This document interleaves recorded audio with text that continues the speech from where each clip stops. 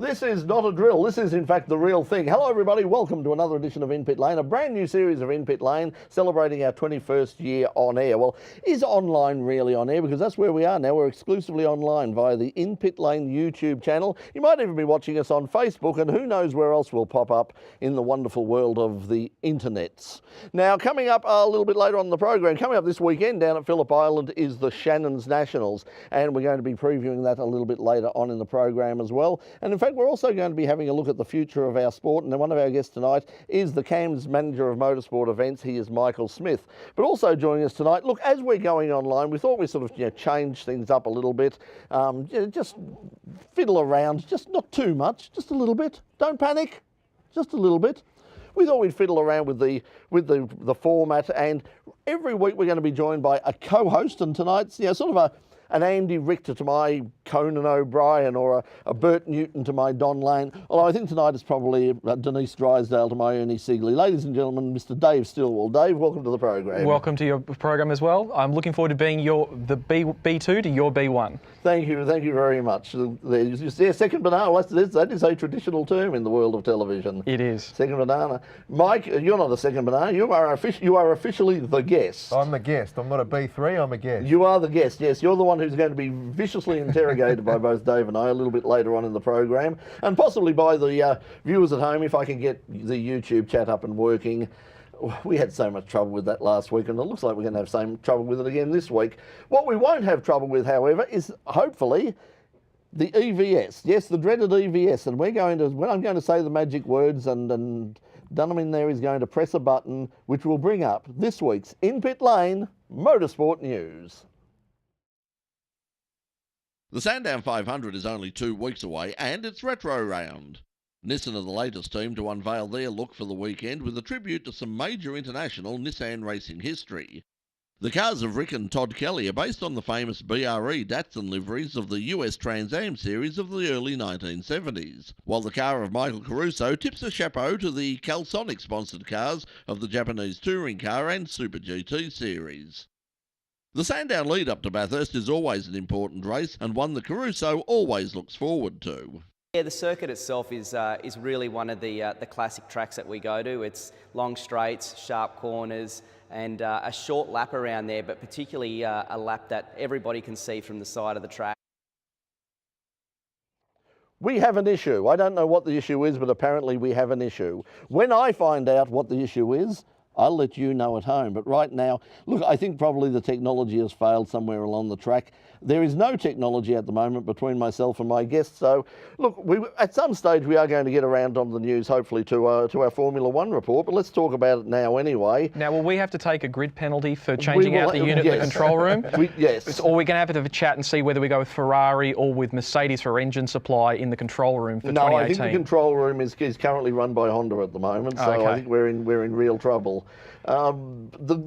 The Italian Grand Prix, Monza, famous circuit, it was probably always going to be inevitable that Mercedes were going to win that race. I mean, it is a power circuit, but did Daniel Ricciardo save that race from utter tedium?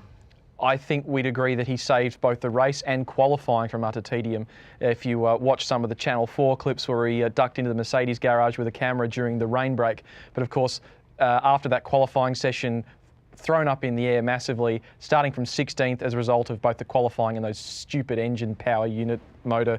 Again, we'll have to get Mike to explain those. They're beyond me. But starting from 16th, carving his way through the field, overtaking to the left, to the right, dives into turn 1, into the chicane. What a fantastic finish to finish 4th, and some great team radio as well. That's what we do enjoy the radio a lot. I mean, we're getting between sort of Dan and Kimi Räikkönen and Fernando Alonso. We are getting some gold medal, some champagne comedy. Mike, we mentioned the engine penalties. Explain for people who don't follow motor racing closely, for even those of us who do follow motor racing closely, what the hell is that all about? Is that a problem that you're explaining that to the people in the real world? Yeah, look, it is, no question. And there's been a lot of commentary about it by both ex-Formula One drivers. Our own Mark Webber's been fairly vocal about it. I mean, I think a lot of people would understand the logic of why it's done. And of course, we need to try and save the Formula One teams from themselves by not using an engine for qualifying and then another one for the race. But the logic of penalising a driver for what is ultimately a team's problem, I think, as a sport, it defies logic. I think it's a problem. Despite that, though, it created a great race for us on the weekend, and we saw what Dan is truly capable of, if we haven't already seen it before. In terms of what's happening now, the talk is around again that Dan could possibly move to Ferrari at some stage. Is that necessarily a good move for him? I mean, going back, will he have to play second fiddle to Sebastian Vettel? Well, I think there's two things to put in play there. An Australian has never driven for Ferrari as a factory driver in Formula One. Of course, our own Tim Schenken ran as a factory driver in sports cars. And of course, Alan Jones has always maintained that he regrets his decision not to take up that opportunity in about, I think it was 1982, as a guest appearance at Monza. So for him to be the first Australian with an Italian-sounding surname, a very charming, good-looking man, good with the ladies, I think that would be... You say that as if you have some inside knowledge, Dave. No, never. I'd never profess to have any insider knowledge whatsoever. But you'd say it would be something to put a feather in his cap for his career, to say that he raced for Ferrari. But you have to consider that the other flip side of the coin is, can he go to Ferrari? Sebastian Vettel just signed for another 3 years. So that takes him through to the end of 2020, which incidentally is the first year of the new set of technical regulations that Ross Brawn, brought in by Liberty Media, will be working on. The second thing is, Kimi Raikkonen's re-signed for another 12 months. That takes him through to the end of 2018. And Charles Leclerc won the 2016 GP3 Series, was most likely going to win the 2017 Formula 2 Championship. He's in the box seat as being part of the Ferrari Driver Academy to be placed with a Ferrari junior team in 2018. And when Kimi either retires or moves on, as most people suspect he will do at the end of 2018, that leaves an open seat at Ferrari. Would it be Dan or would it be Charles Leclerc? How important is it for motorsport in Australia to have somebody like Dan Ricciardo involved? I mean, I had the fortune of going to the Mumbrella Sports Marketing Conference a couple of years ago, and it was interesting because they spoke about the trusted names, the people in sport who were really good for marketing, really good for brands, and there were 50, and there was only one motor racing person in that whole list of 50, and that guy was at number 4, and that was Dan Ricciardo. Oh, it's massively important for our sport. I mean, particularly someone like Daniel, he's such a personable, likeable person, and he's been such a great ambassador for our sport. He lends his name to us for our Ricardo's Races program, which is our funnel to bring new people into the sport. He's a patron of our own Formula 4 program. And you really can't measure what Daniel does for our sport. And I'm sure the Australian Grand Prix Corporation would tell us that he adds a lot of bums on seats to their event every year. But, it's a really important thing for us as a sport to make sure that we've got the next Daniel Ricciardo, and then the next Daniel Ricciardo after that. You can't put a price on it, to be honest. And that's something we might talk about in a moment. Now, are we going back to the news? We are going back to the news. Okay, I've got Peter's got his finger up, which either means that I'm out LBW, or we can go back now. You may remember the In Pit Lane Motorsport news. Let's take you back to it right now. The Sandown 500 is only 2 weeks away, and it's retro round. Nissan are the latest team to unveil their look for the weekend with a tribute to some major international Nissan racing history.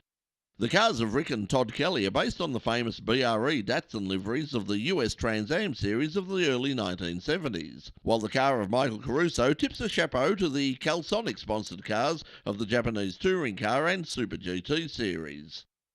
The Sandown lead-up to Bathurst is always an important race, and one that Caruso always looks forward to. Yeah, the circuit itself is really one of the classic tracks that we go to. It's long straights, sharp corners, and a short lap around there, but particularly a lap that everybody can see from the side of the track, and one that brings lots of entertainment. We've got Dean Fiore joining us again, so this is our 4th attempt, doing the endurance campaign. So we're pretty excited. That continuity is really, really important, and particularly in such a team environment where it's going to take everyone's ability and knowledge to make the result count.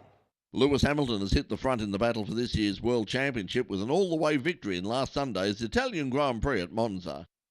Hamilton broke Michael Schumacher's pole position record and led from lights to flag in a dominant performance. Mercedes teammate Valtteri Bottas finished second, taking valuable points from Hamilton's main championship rival Sebastian Vettel, who could only manage third. The drive of the race again came from 4th place Daniel Ricciardo. The Western Australian drove his way from 16th on the grid to fall just short of the podium after some typically impressive passing under brakes. Hamilton now leads the title chase by 3 points from Vettel as the teams leave Europe to begin the Asian leg of the World Tour with the Singapore Grand Prix in 2 weeks' time. Porsche may well be leaving the World Endurance Championship at the end of the year, but they show no signs of slowing up with a 1-2 finish in Mexico. The team of Timo Bernhard, Brendan Hartley and Earl Bamber taking their 3rd win of the season after a textbook race. It was a tough weekend for Toyota, who were never really on the pace. In GTE, it was the Aston Martin of Nicky Thiem and Marco Sorensen taking their first victory of the 2017 season. In LMP2, it was a first-up win for the Valiente Rebellion of Julian Cannell, Nicholas Prost and Bruno Senna. GTE AM was won by the Dempsey Proton Porsche 911 RSR of Christian Reed, Matteo Carioli and Marvin Dainst. Meanwhile, the ACO, promoters of the World Endurance Championship, have announced radical changes to the series in the shadow of Porsche's withdrawal. Next year will see the start of a transitional 18-month Super Series that will kick off at the Spa-Francorchamps circuit in May. The series will end the following year at Le Mans, before becoming a so-called winter-based series. The calendar includes a return to Sebring for a 12-hour race. Not the 12-hour race, but a second one, run only 2 hours after the traditional race and starting at midnight. This officially qualifies as one of the most stupid decisions to come out of Paris ever. And that's saying something. A pole to flag first up IndyCar win for young American Alexander Rossi at the famous Watkins Glen circuit in New York. The 25-year-old Californian led a race-high 32 laps to cross the finish line, less than 1 second ahead of 4 times Watkins Glen winner New Zealand's Scott Dixon. Ryan Hunter-Ray was 3rd, with Australia's Will Power back in 6th place. It was not a good race for series leader Joseph Newgarden, who finished 18th after this pit lane accident involving Power and Sebastian Bourdais. Denny Hamlin recovered from a botched pit lane entry to win the Southern 500, the latest round of the NASCAR Monster Energy Cup at Darlington. Hamlin dropped to 14th place on lap 315 after missing the pit entrance, but stormed through the field to take the lead from Martin Truex Jr., who suffered from tyre problems late in the race.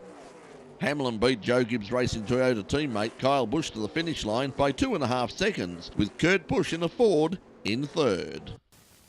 Steve Torrence has taken the title in Top Fuel in the world's biggest drag race, the NHRA US Nationals at Indianapolis. Torrence defeated Kevin Kilby in the final to take his first win at the Nationals. In Funny Car, local driver JR Todd powered past reigning world champion Ron Capps to take his first career win at the Nationals. In Pro Stock, Drew Skillman ran a 6.676 second pass to defeat Greg Anderson in what was also his maiden Nationals victory. And Eddie Krawick rode to the Pro Stock motorcycle title in a win over Hector Arana Jr. to take out his second Nationals victory. Want to know more about In Pit Lane? Well, you can support us via Patreon. Go to patreon.com/In Pit Lane. Remember to subscribe and like our YouTube channel. Check out the In Pit Lane website for lots of live streaming and all the latest news. You can like us on Facebook, follow us on Twitter, email us at theshow@inpitlane.com, and to find out more about effective and affordable advertising for your company or products, email us at advertise@inpitlane.com. In Pit Lane, 21 years, and they haven't killed us yet. A couple of people watching on the chat at the moment. Lurcher wants to know, is Phil on tonight? No, Phil is not on tonight. Phil will be on at some point, though. I mean, it's tradition. Over 21 years, we've always got to have Phil on. So Phil is, in fact, pressing the buttons in the control room, which is probably part of the problem that we've got tonight. But Phil is here. Don't worry. Phil filling in for someone else? Phil is filling in Okay. for somebody else tonight. Okay. That's there. He's not on the auto queue tonight. And somebody, Dazarem, is saying that they're Chromecasting us on their television tonight, so we're technically still on TV. So there you go. Remember, if you want to watch the In Pit Lane YouTube channel, get on the chat and go to the In Pit Lane YouTube channel. And also, I forgot to tell everybody that we've got a competition coming coming up as well. We're going to give away some tickets to this weekend's Shannons Nationals, and we'll get onto that a little bit later on. But right now I want to tell you about the In Pit Lane Patreon page. It was sort of discussed a little bit a moment ago. Patreon's, if you don't know what Patreon is, it's a way that you, the viewers at home, can support creators of online content to basically stay on air. You know, the media landscape is changing radically. We know that. Everything is, you know, sort of turned upside down. The old models of television, print media, advertising, that's all sort of out the window now. It's dead and buried. Right now, in order to survive, people like shows like ourselves and channels like In Pit Lane need your assistance, need your support. So if you would like to support our videos, we've got Patreon starting for just $5 a month. Go to patreon.com/In Pit Lane, and that, as I said, we've got tiers starting from as little as $5 a month. That's yes, $1.25 a week. And to be honest, look, when you look at the number of people we've had on the show over the years, all of the state level guys, all of the categories, if you've been on at any time, if you've seen your car on, if we got, you know, even just 100 people to give us $5 a month, we're $500 less in debt than we are now. So yes, if you'd like to support us, and if we keep getting money through Patreon, and we can grow the channel, we can do more programming, specialised programming, all sorts of things through inpitlane.com. So support In Pit Lane on Patreon. Well, right now what we're going to do is we're going to talk about the Nationals coming up here this weekend at Phillip Island. And Michael Smith, the Nationals, there's been a bit of a change over the last year or so. Where do you see the Nationals fitting in the motorsport landscape in Australia? I think it, well, firstly, I think it fills a very important space on our national calendar. And really what we're trying to do is to deliver a vehicle, pardon the pun, to make sure that all of our national categories have got somewhere to run. And we've gone through a strategy of ensuring that we're delivering a quality product for them, both in broadcast terms but also in event delivery terms. So, you know, the categories that fill the Shannons Nationals, some of them vary in popularity, but they're just as equally important to us to the sport, and they all fill their own niche market. So it's very important for us as a governing body to provide a space for those categories to run, and fundamentally that's why we're doing it.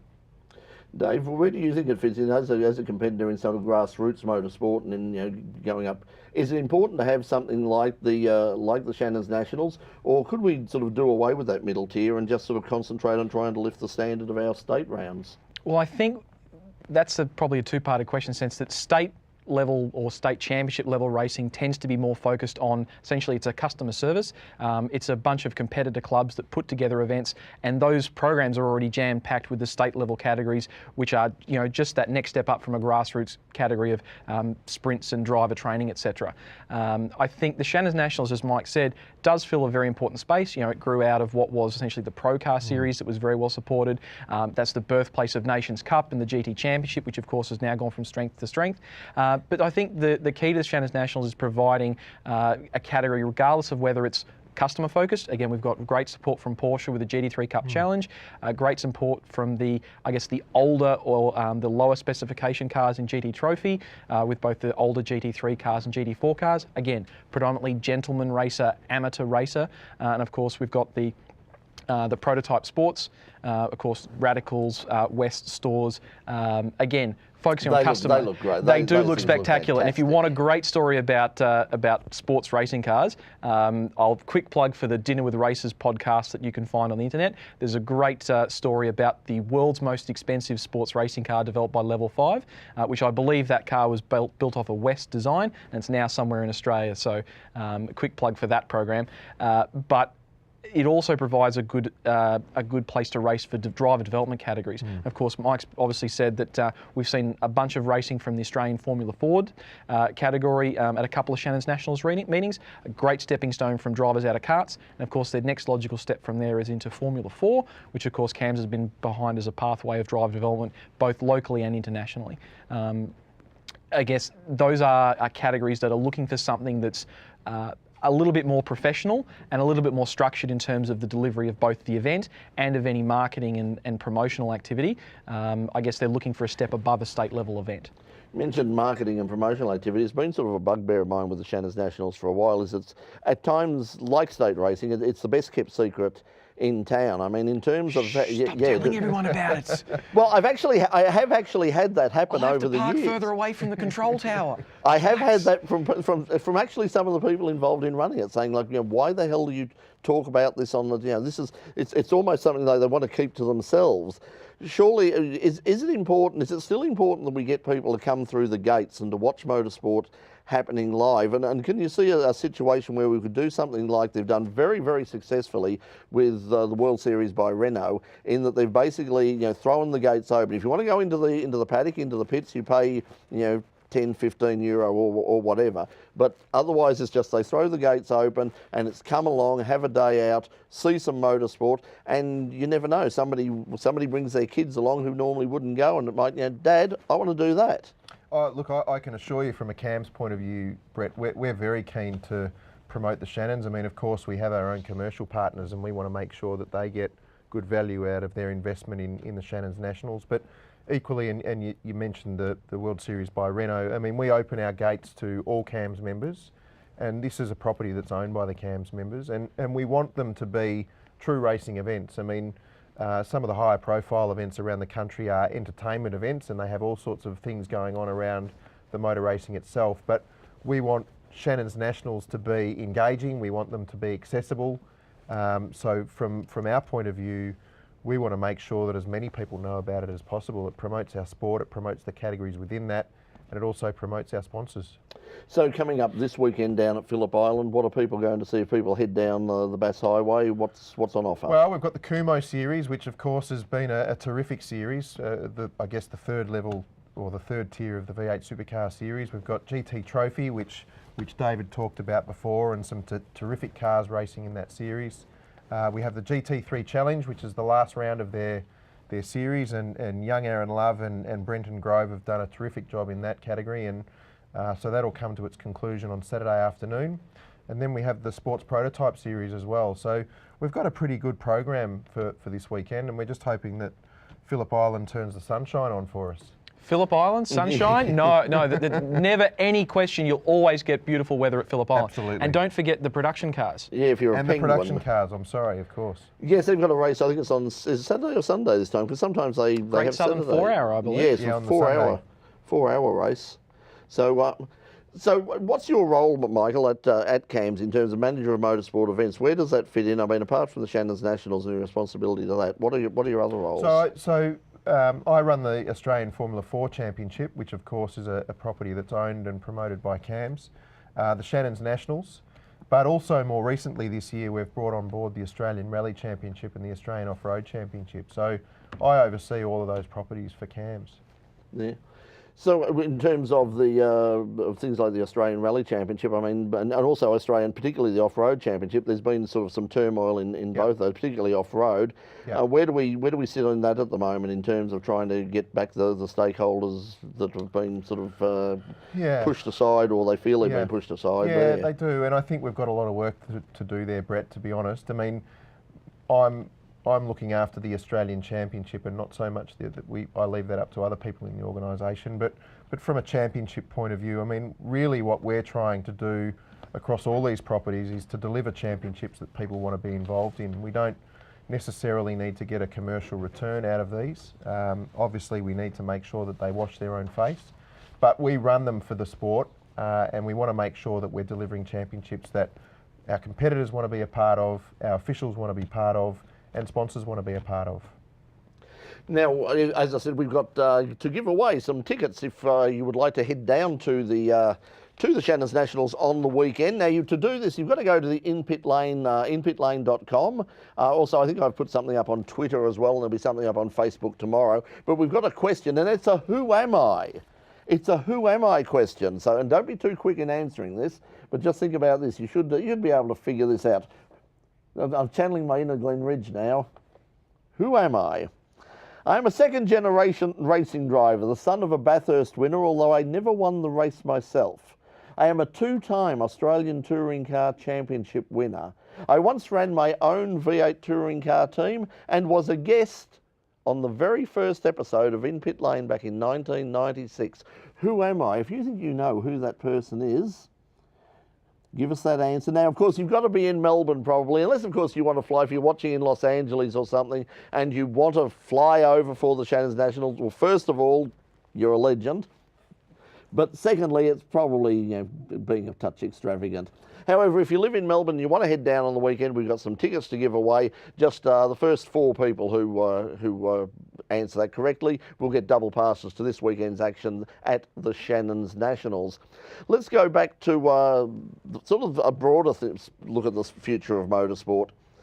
It's interesting when you have a look at, go around all the various motorsport events around the country, with the exception of Formula SAE. And you have a look at the people who are taking part, the people who are watching, the people who are officiating. The one thing you notice is there's not a lot of young people out there. How do we get young people back interested in cars going around in circles again? Well, I'd observe that perhaps the way that we're thinking about motorsport is changing. You look at, they talk about the Big Bash experiment in terms of making things shorter, faster, louder. I think a lot of the traditional motorsport events, that this is a race weekend, and they go for a qualifying session of this many minutes, and they go for a race for this many minutes, and we have 10 categories and they do this. The market for the younger demographic has shifted. They're engaging with things like drifting, which is not, it's not even a time or competitive in the sense of wheel against wheel. It's a judged competition. It's an expression of style and both a technical formula and an artistic formula, so to speak. We've got young people engaging with rallycross. Again, short, fast, loud. It's contained. It's exciting. It's globally relevant. Again, and competitors engaging things like time attack. Again, the younger demographic focuses a lot on later model vehicles and high tech. Again, we've seen a lot of buy-in for things like the World Time Attack Challenge at Sydney Motorsport Park, which again takes place between 2 of the biggest motorsport events for supercars, the Bathurst 1000, the Gold Coast 600, and I've just forgotten the sponsorship name, so apologies to James Warbert and his team for not getting the commercial sensitivities right. But I don't see a huge volume of people my age or 10 years either side of at Bathurst. I see a fair few more of them at the Gold Coast, but you wander up and down the pit lane at World Time Attack Challenge, or you go to a drifting event, or even go to a rallycross event, you will see a huge number of younger spectators and indeed younger participants in the sport as well. So I think maybe the shift has to be, is what we're providing as a product and a place to race, are we engaging with all of the demographics in the sport at one event? I've talked about with a couple of people in the sport, do we need to have, no, this is a race weekend and we only go racing, or this is a super sprint weekend, we only go super sprinting, or this is a rallycross weekend, we only do rallycross.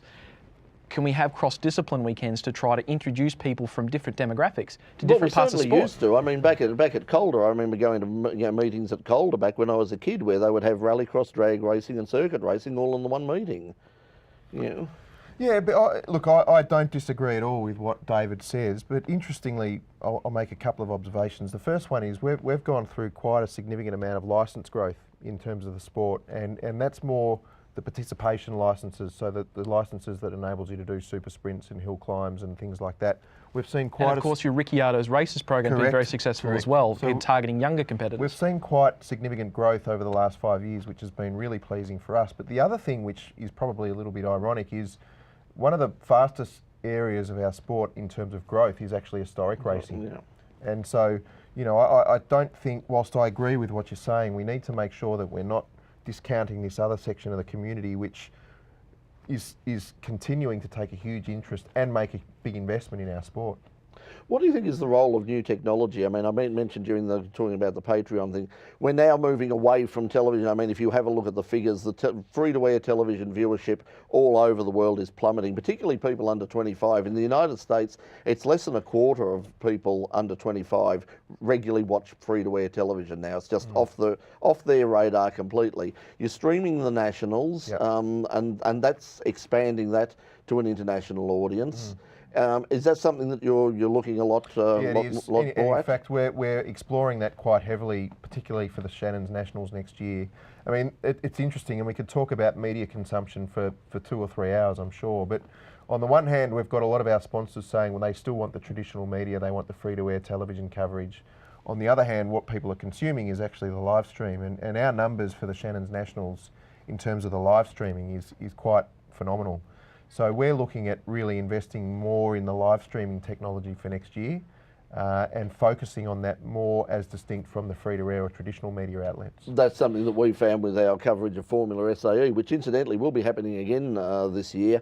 It's the overseas, I think it's something like 47% of our audience are coming from overseas. And also the interesting thing is the online demographics. And this is it with online, you can now get those very dedicated demographics where you can sort of say exactly who's watching and how old they are. And suddenly the people who are watching us online are predominantly under 35, whereas the people who are watching us on Channel 31, no offence to them and all the rest of them, because when it comes to fat middle-aged men, I know of which I speak, but they've moved. They're not watching online. Then the kids are watching online, and that's an audience that advertisers want. You've basically just answered your own question. What does new media give you the ability to do? First thing, targeted. From a social media perspective, you can go to your sponsors, your commercial partners and the teams and tell them exactly who your stream, your product, your presentation is reaching. No offence to the people at Nielsen, but a lot of those viewership figures are invented out of a very small sample size and they don't really reflect both the consumption and the actual viewer body that's actually digesting the product that you're putting out. Well, we actually had some figures years ago from OzTeam here in Australia which showed that something like 52% of our audience were women under 35, and because Hello, ladies. Unfortunately, we sort of realized when we spoke to them about it, they said, well, the sample size is so small, that is probably 2 women who just happen to fall into that demographic, and the moment one of them stops watching, that whole demographic is going to disappear, and sure enough it did. I was going to say, the second thing that new technology does, and again, the FIA has been very good with this with their Formula E program in terms of building fan engagement with Fan Boost, is interactivity. The younger demographic no longer wants to be a passive consumer sitting at home having content delivered to them when the content deliverer decides to send it to them. It's on demand and it's interactive. It's being able to hashtag things on Twitter and Instagram and Pinterest and all the other social media channels, being able to engage. You talk about why is Ricciardo a really good potential move for Ferrari? Because he engages with fans, both the older generation and the newer generation that want to go, that's a driver or a talent that I'm interested in because they understand me, they react to me, and I like the way that they talk. I wonder if he goes to Ferrari whether he'll start pronouncing his last name correctly. It's Ricciardo already. It's Ricciardo. Come on. Guys, we can talk about these sorts of things. Michael, just give us a quick plug again for the Shannons Nationals. Shannons Nationals this weekend down at Phillip Island, Brett. As I said, we'd welcome all CAMS members. They can get in for free, so please come along and enjoy the sunshine. Yes, and if you're not a CAMS member or a Penguin, you can go to the InPit Lane, inpitlane.com, and just scroll down to the bottom of the page and you'll see a link down there for our competition, and you can win one of 4 double passes to the event. Dave, what have you got to plug? You mentioned a podcast there before. Tell us about the podcast. Big shout out to the team behind the Dinner with Races podcast, of course supported by Continental Tire and Honda and Acura in the US. Oh, hang on, he's got sponsors. I mean, come on. No, I just send a few of them down to us. A couple of plugs for Ryan Eversley and Sean Heckman. They do a great job of doing podcasts at the end of the IMSA season. They've done in 2015 and 2016. A huge number of podcasts with a lot of racing identities, both American and outside of America. Some really great stories. The stories that you don't see covered even in the traditional media or even some of the niche media. Stories that you wouldn't find told.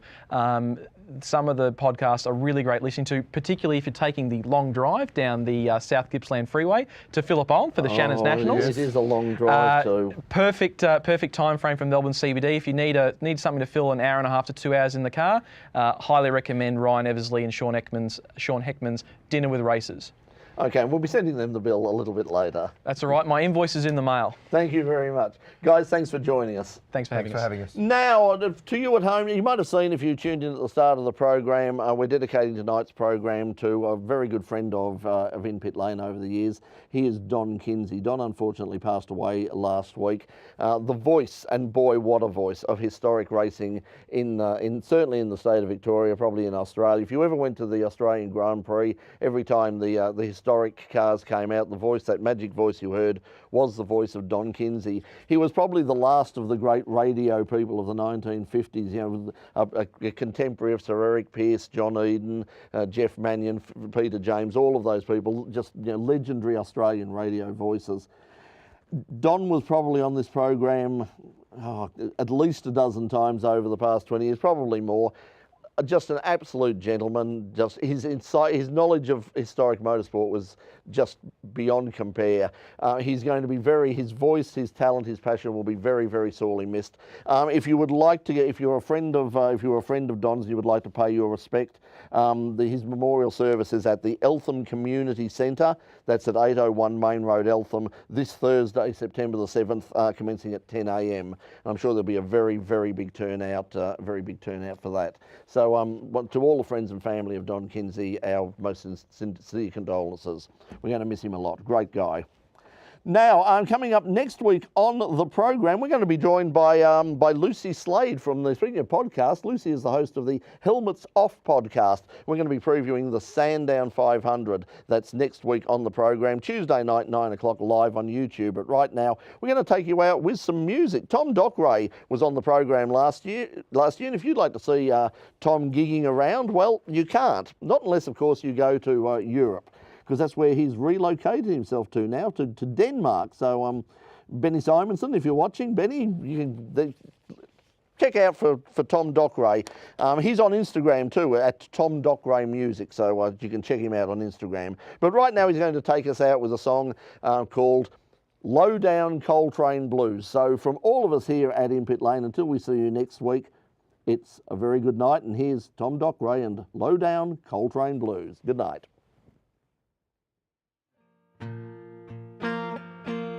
I got a job driving a coal run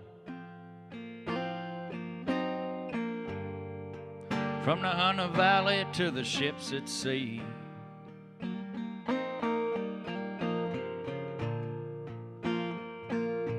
And it weighs 10,000 tons, but feels like a whole lot more to me.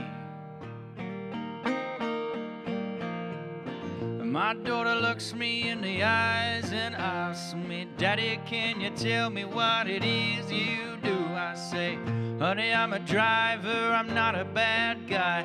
Just work to make sure there's a chance for you. But I see her face and I just can't shake these low-down Coltrane blues.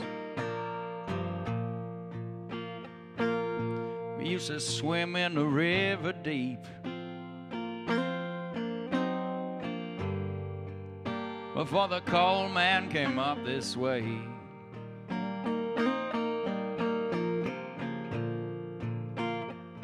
I used to kiss your mom down with a willow's weep. But don't big money bring change. My daughter looks me in the eyes and asks me, Daddy, can you tell me what it is you do? And I say, honey, I'm a driver, I'm not a bad guy. Just work to make sure there's a chance for you. But I see her face and I just can't shake these low-down Coltrane blues. Regrets, I've had a few,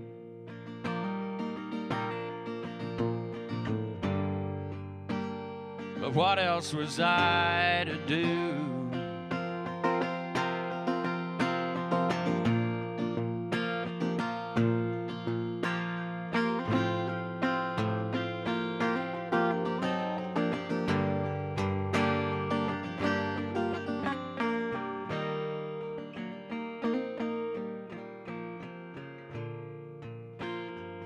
And coal man's pulling trains off around these days.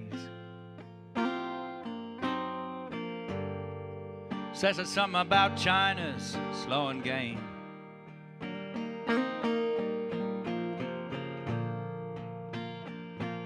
But for him I don't have much sympathy. And now that Centrelink knows everybody in town by first name. And my daughter looks me in the eyes and asks me, Daddy, can you tell me what it is you do? And I say, honey, I'm a driver, I'm not a bad guy. just work to make sure there's a chance for you. But I see her face and I just can't shake these low-down Coltrane blues. These low-down Coltrane